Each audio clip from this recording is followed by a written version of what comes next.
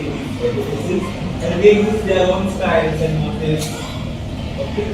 Now, outside what there are question, Madi. Have you heard about this word? Many of us Catholics might have heard. Madi. Where have you heard it? Good. So before the feast, now, before the feast what comes is, in local terms we refer to it as Madi, but the Portuguese word is Fama. Fama. Now many of us will think that Fama happens only in Portugal. Now Fama is something that is happening in all the churches before every feast. But unfortunately, or fortunately, it's not wrong. Okay, it is referred to as Madi in other parishes nowadays, with the Portuguese word being invented, that is Fama. Now, coming again to the word, that during this occasion, many of the churches, especially in Salse, have a tall tree in front of the church, which is also referred to as Madi. Now, Madi meaning a hoisting flag or hoisting pole.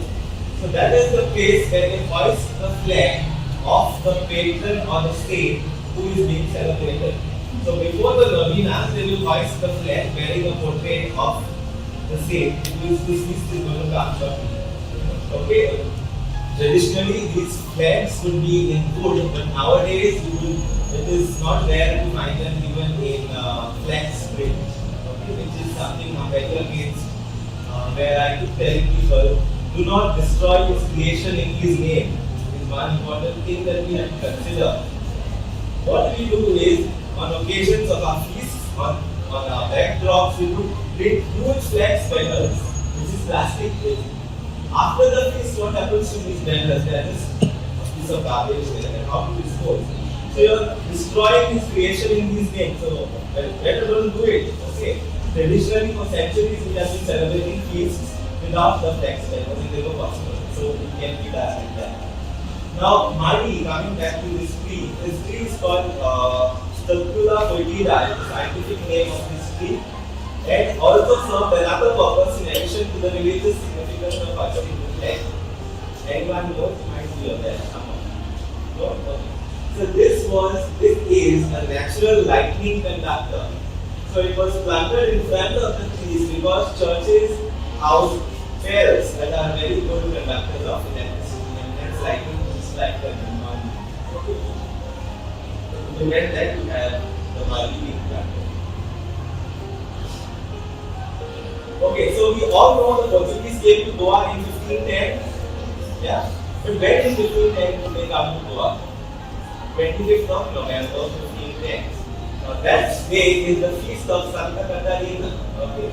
And they come, and because they win the battle, they erect the first shrine dedicated to Saint Catherine in Old Goa, and then the second cathedral also dedicated to Saint Catherine. Now, it is very necessary to mention to you something about the Goan revolt. Okay. Now, there are many nationalists who will claim that the Goan revolt was the first revolt against the Portuguese in Goa or rather in Asia. Okay. But is it really the first revolt against the Portuguese? When the Portuguese came to Goa, they came initially somewhere on the 17th of February 1510, if I am not mistaken, 17th of February. And that is the time Adil Shah was ruling Ellapura, which is today Old Goa. And do you think Adil Shah would say, come, welcome to my territory? Not at all. There was a huge battle that was fought between Adil Shah and the Portuguese, and which was much more costlier than the Goan battle that happened in terms of the number of lives that were lost. Now the thing is, not many talk about this revolt, because not many talk about people other than the Sanatan Dharma living in Goa, because many of the locals think that Goa had only the Hindus living there, which is a myth.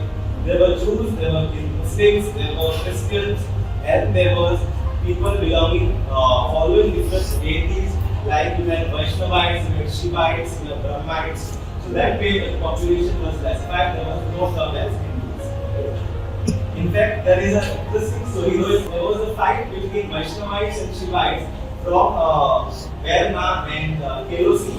Okay, yeah, Kelosi, and I missed the names. I'm not able to recall.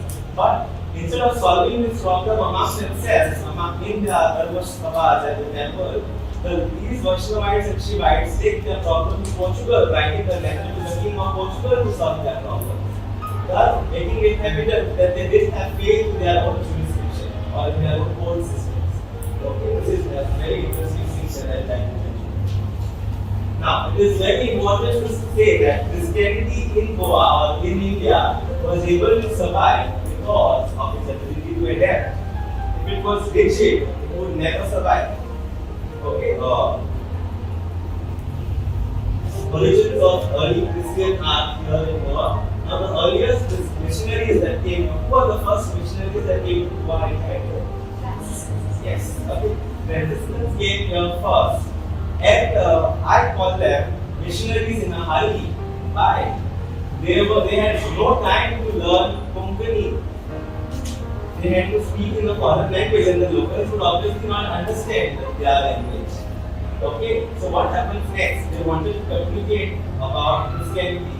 So art was the only media that they would use to communicate.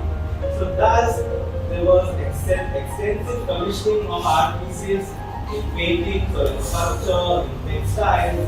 That was given a lot of importance because this served as an important means of communicating what they wanted to the public who didn't understand their language. Now again, since I'm talking about the language, there's another saying that I just collected, proving that all conversions in Goa are not forceful, were not forceful. How do I say that with confidence? There is a traditional proverb in Goa which many of you might have heard or may not have heard.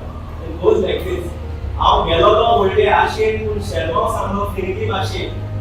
Which means what? I went with great hope to listen to a sermon, but the sermon was in a foreign language, and probably hence we could not understand. Now, who do you think would go with great hope to listen to a sermon? Not someone who left into the gospel. Someone who has got converted voluntarily would go with hope to listen to what the priest would preach. So this proverb is clearly shows that many conversions were voluntary in Goa. Okay. Yeah, so here you had, because of this extensive need of artifacts, you had more artists who were needed than writers and saints. So was it that before the Portuguese came to Goa, there was no art existing in Goa? Is it the case? No. Goa already had a very rich heritage of art created in Goa, but I would not say it cannot be called as Goan art. Now, why? Because before 1510, there was no Goa. Goa as such came into being only in 1510 when the Portuguese called it Goa. Before it was Goa, it had multiple other names like Gopakapatnam, Goapuri, okay, and many others. So, we cannot call any artworks that existed prior to 1510 as Goan artworks. Even temples, a Goan temple will be only that temple constructed after 1510. Any temple before 1510 cannot ideally be called a Goan temple because there was not Goa existing at that point in time. Even if you look at the Tamil temple, the architecture of the temple is heavily inspired by the Dravidian Karnataka architecture, which is not Goan architecture. But if you look at Goan temples built during the Portuguese times, you will see temples with interesting European and Goan influences which are Indo-Portuguese. You will see a Mughal dome, you will see cornices, you will see Corinthian columns, and the fusion of French windows and all sorts of things in Goan temples, even with Belgian chandeliers, which is a rare thing in Goa. Okay. So these are temples that you can refer to as Goan. The word huge piazza. You might have all seen a cross outside every church, a big structure. Even the Brooklyn church has one next to the center. Now, who did these embroideries? So, every Goan girl had to learn embroidery earlier. How many of you know embroidery now? So, it is not good. So, it's not a compulsory thing nowadays, but traditionally it was a compulsion for every girl child to learn embroidery. In fact, there were schools that taught embroidery, one of which was in Madhav and Church, okay, which offered a diploma in embroidery. Now, either it was these ladies, especially belonging to the aristocratic Brahmin and Kshatriya families, that did embroideries for the church. Or it was the nuns. Now, one good example is the cloistered nuns at the convent of Santa Monica in Moldova.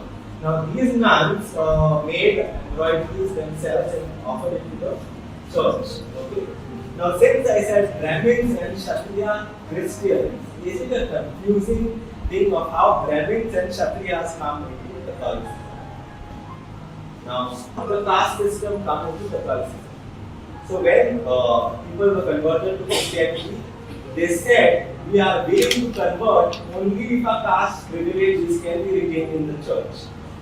That is the reason why the church allowed the caste system to be incorporated at that point of time to allow mass conversion to happen, because if they had resisted, conversion would not happen.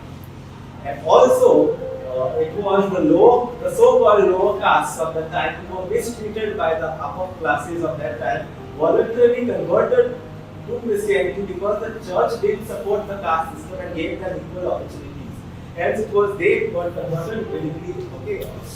And how were the confrarians formed in the church? You all know about confrarians, right? What are confrarians? Confrarian means confraternity or brotherhood. It was traditionally only males who were part of this. Now you have ladies also.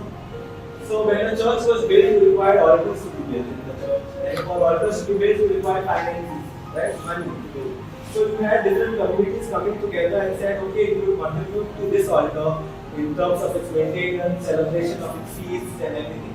And then you have a group of individuals coming to establish one altar, and hence the confraria being established of one thing in one church. And generally, since it was mostly a group, now how would be a group? I would call my friend, obviously, and he would call his friend. So it came to be one community belonging to one caste. So hence the confrarias later turned into a caste-based organization, which most of the churches today have, and some have also discontinued it.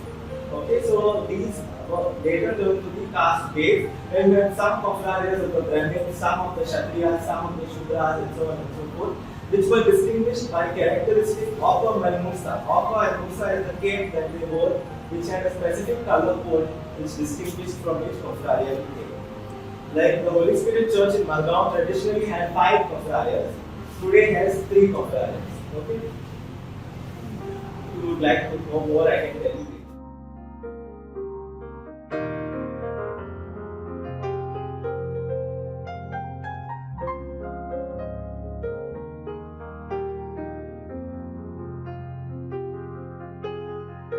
Temples which were built in Dravidian style in Goa are not considered as Goan temples, and whereas the temples which were built in Mughal style are considered as Goan. No, not the Mughal style. It is the period when they were built. So the Tambisula temple was built in a period when the word Goa never was exist. So how can it be a Goa? But not Goa. So when I say a Goan temple, it refers to Goa, and Goa came into picture only in 1510. And it is not only Mughal architecture, it is a mix of all. It can be Mughal, it can be European, it can be part of the Dravidian also. It is a fusion of all different kinds of architecture that makes the Goan temple. So finances, she says, is part of the major reason. Now earlier, in the 18th century, I said the church would cater only to the aristocracy, the richer section of society. And who would commission these pieces? Only the rich. So they would pay that much to the artists. And in the 20th century, the church was open to all sections of society. And those that were not so rich were contributing in some ways to the church. But they would obviously not be able to pay that much as the rich do. So as they didn't pay that much to the artists also didn't put that much of effort. And the second reason is that in the 18th century, art played a very significant role. In the 20th century, you have people saying you don't need art and we not in the arts. So that is the reason. The church also did pressurize among the beauty of the art was created, and hence artists did what they felt like and the face whatever they did was accepted. So that's the reason you have the decline in the artistic element in national scale. Indianized representation. Yes.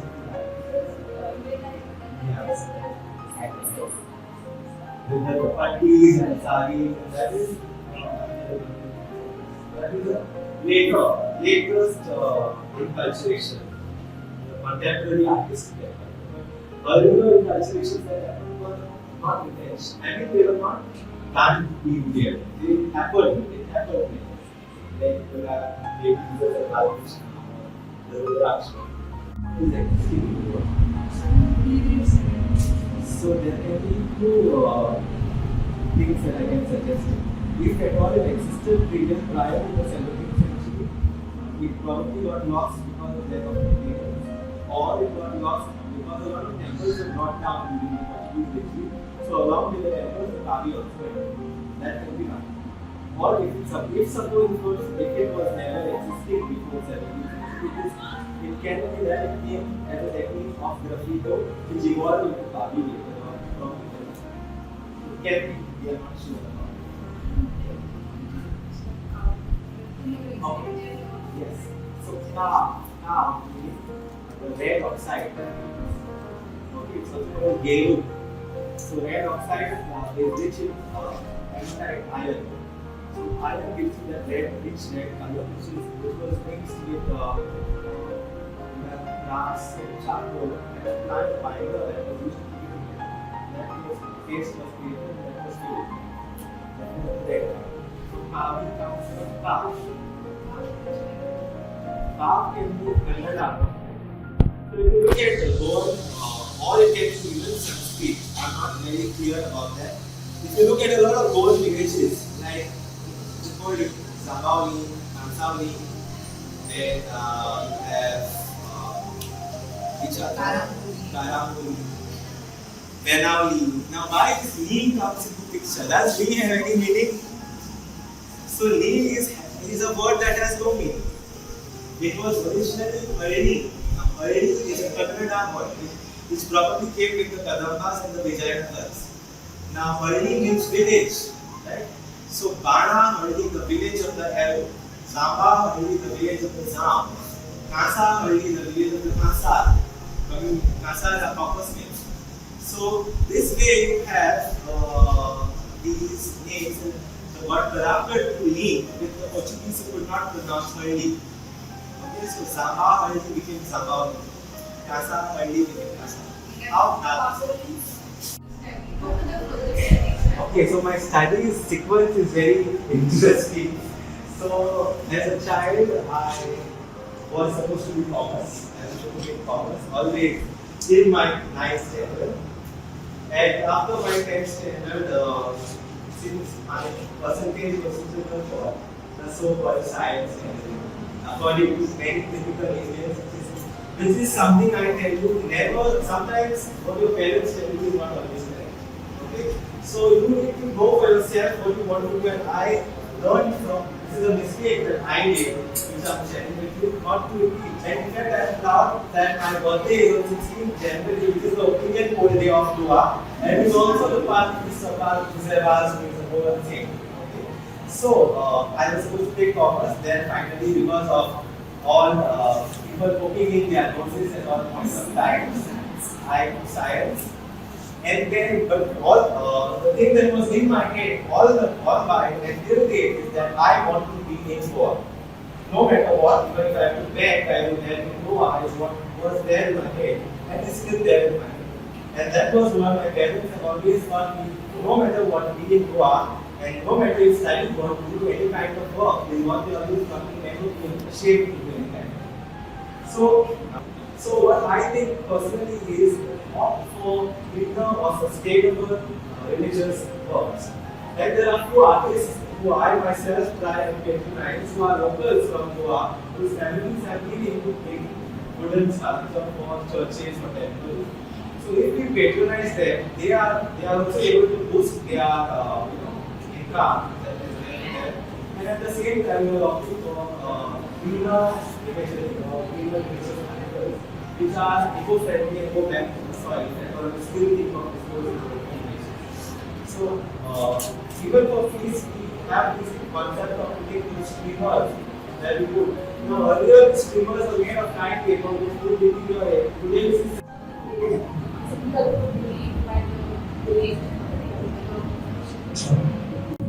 roadside buses are being constructed for different reasons.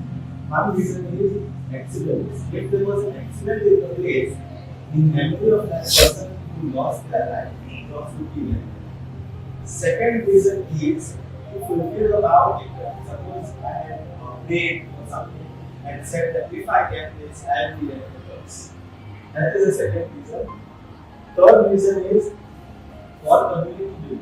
Where the cross would be erected, where people would get up. Like before the Portuguese, we had places like we had circles created where vertical stones would be pierced into the soil to create some circle. Like these were gathering spaces for the locals. So after this westernization, then people saw that people created the cross. And the cross was established there, set up there, so that people can't eat in the evening. We truly appreciate the depth of your knowledge, sir, and the passion with which you share your findings with us today. Indeed, you really inspired us to appreciate the rich heritage of Christianity. We are grateful for the precious time you set aside for us today.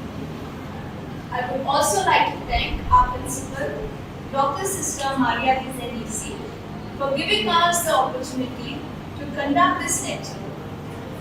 My sincere thanks to the faculty of the History Department for organizing this lecture. Last but not the least, to you dear students, thank you for being an attentive audience without which this lecture would not have been possible. Thank you for your presence and participation. I coordinated a lot with you and my colleagues boosted me to coordinate and every day it's a sample I'm missing on this occasion. And you took us to the whole pen picture of Goa, right from political history to the artistic aspect. It was not easy to cover so many subjects. You covered them beautifully.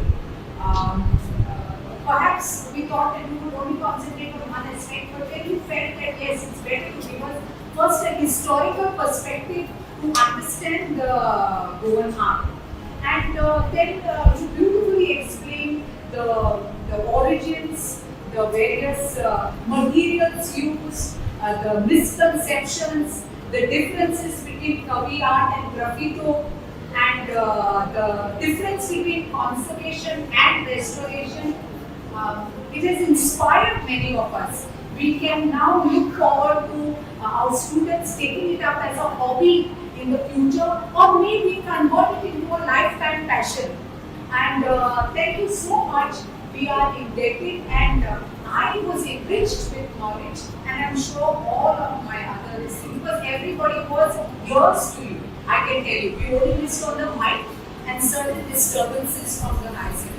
So thank you very much. I, Tony, feel absolutely enriched. And we wish you all the very best for the growth of your museum. And perhaps in course of time, you can ask the help of our students to assist you in your museum presentation. Hello, my name is Venosha Goan. I'm a student of Carmel College. And today's session was really useful to us. As I'm a history student, it really opened my eyes, and it really made me believe that the history of Goa, the actual history, because there are many sources we rely on which are not always true. So sir gave us an outlook of both the sides of the stories, and this type of session should be kept for students of various universities and even in schools, so that they are not given the misconception at an early stage. They're given a proper outlook on the future and how like the past was. Okay, and it made me believe that why I choose history as my subject, because I always had a liking, and I personally loved what the session was about today. Thank you. My name is Latanya DeCosta, and I am a student of history, TY final year. I'm doing my BA in history right now.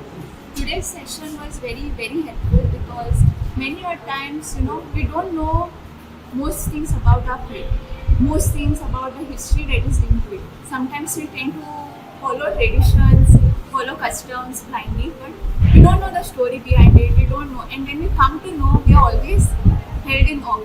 आता ते ऑल्टराचे सांगितले always you would refer to the home what is it? We would say it's a altar. But today we came to know it's called an oratory, but not an altar. So it's for new things. जाण जावपा मेळटा आनी एशको session आहा ती very important for students to know, because students are going to be the future of Goa.